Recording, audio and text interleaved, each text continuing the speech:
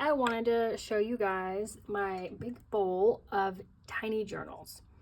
This is a large ceramic bowl I have, and I'm just filled with every tiny little mini art journal or junk journal that I have. I thought we'd look at a couple of them today. I love making mini things. Big journals are great and you can really elaborate on a theme, but if you're short on time or materials, making a mini journal is just as satisfying in my mind. So let's look at a couple of these. We'll pull out this one. This little journal, I just whipped together with a few things I had laying around. I was just kind of inspired one day. This is a little heart I made out of paper clay with a hole in it, and I think that was the starting point. I wanted to use that as a closure.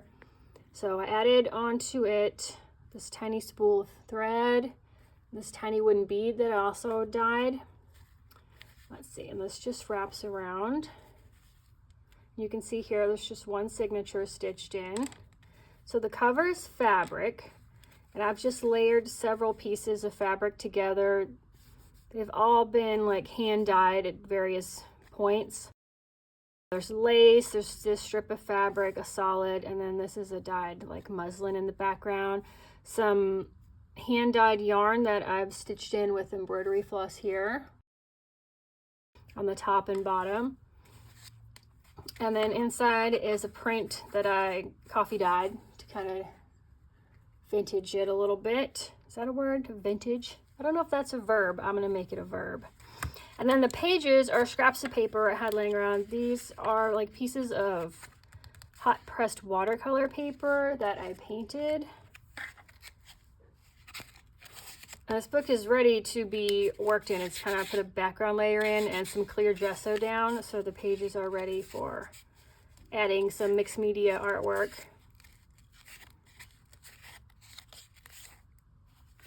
That's that cute little journal. And then I like working in small journals because then you can finish them.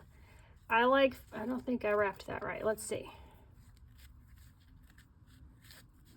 I like the look of big chunky journals, but sometimes they just take too long to work in. There we go. It goes around that way. And then this just drapes down. So when you have a small one like this is my super mini one.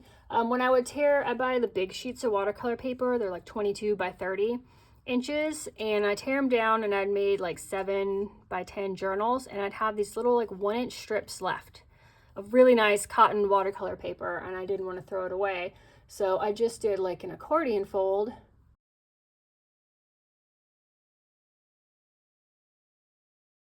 And folded it up and made a little journal. The cover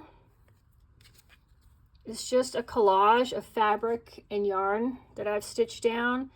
And then around the edges, I just did a zigzag stitch and held a piece of yarn toward the edge and couched it down just to give it a border. And I just machine stitched in a piece of yarn at the center as a closure. Because you do need a closure because these tend to just accordion out.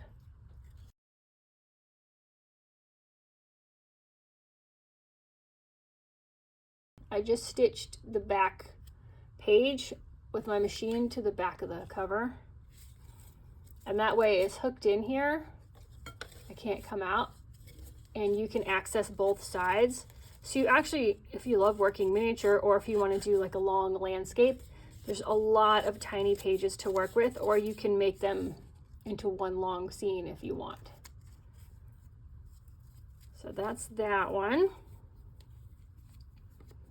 Let's see what else we have. Made this one a long time ago. This cover is made with felt and then had some like window screening here. And I used a lot of embroidery floss and did a lot of like weaving in and out to make different patterns and textures on this. And then I stretched that around the board as well. And the felt, let's see if it goes this way. And these pages are all like inked and colored on, and then some are just scrapbook papers that I further embellish with different paints and inks and yarns.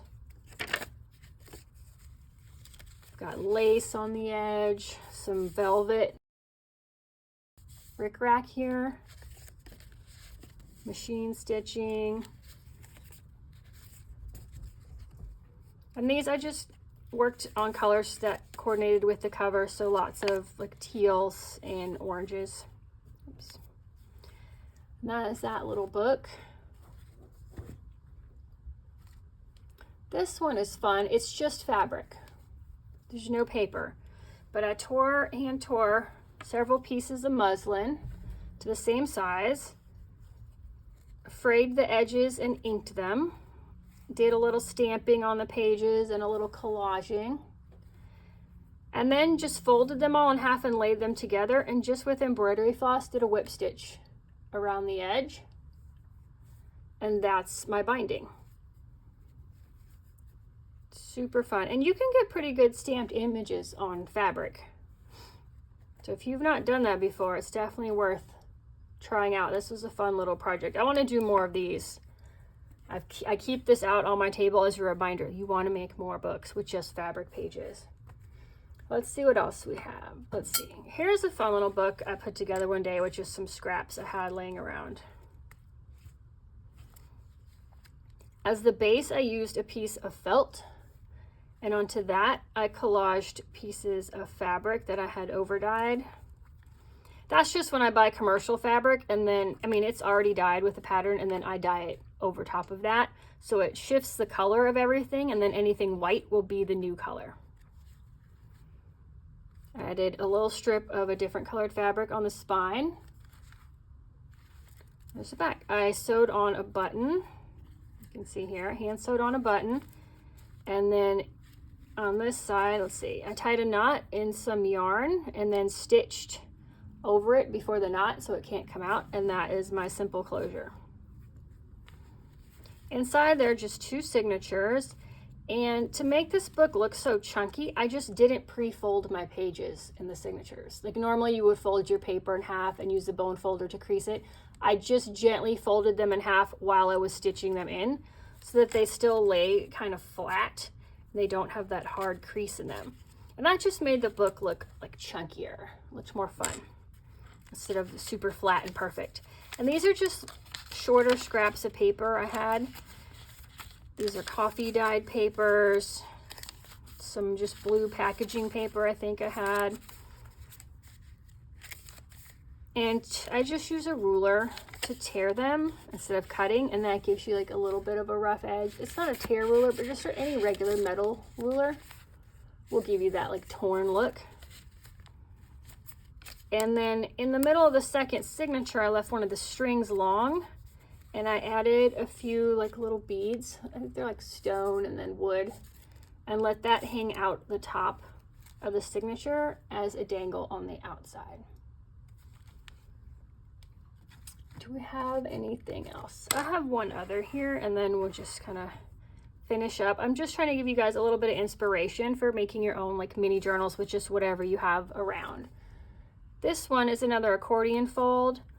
I use just an elastic to keep it closed, because the accordion journals, if you don't have some way to close them, until the paper gets used to being in that shape, they'll kind of spring back open. This has 2 fabric collages. I made one big collage. When I make these, let's see. So I don't make them this tiny size. I take a bunch of fabric scraps and yarn scraps, and I go to the machine and I stitch them onto a base fabric, and I make a large piece, you know, 10 by 12, you know, fat quarter size even sometimes, however long I feel like sitting there, because it's a lot of stitching back and forth.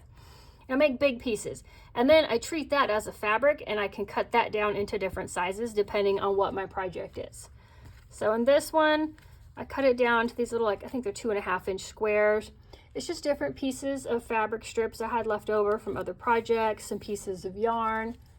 I put a piece of yarn around the outside edge, and then I cut out the paper to the size of the cover, and I stitch each end with the machine just onto the cover. That way it's secure, it's not coming off. You could use glue too, but to me I like this better. It's sturdier, it's not going to be bumpy or get warped or anything from the liquid from the glue. And then you've just got an accordion fold journal here. So I started just working on a few pages in this.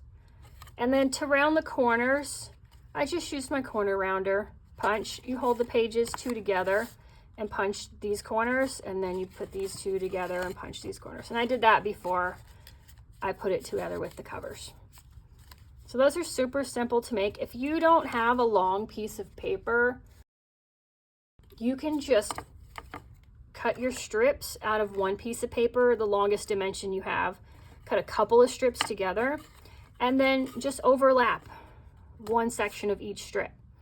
And you can either glue them together or machine stitch them together, and that way you can add them end to end and have a longer accordion.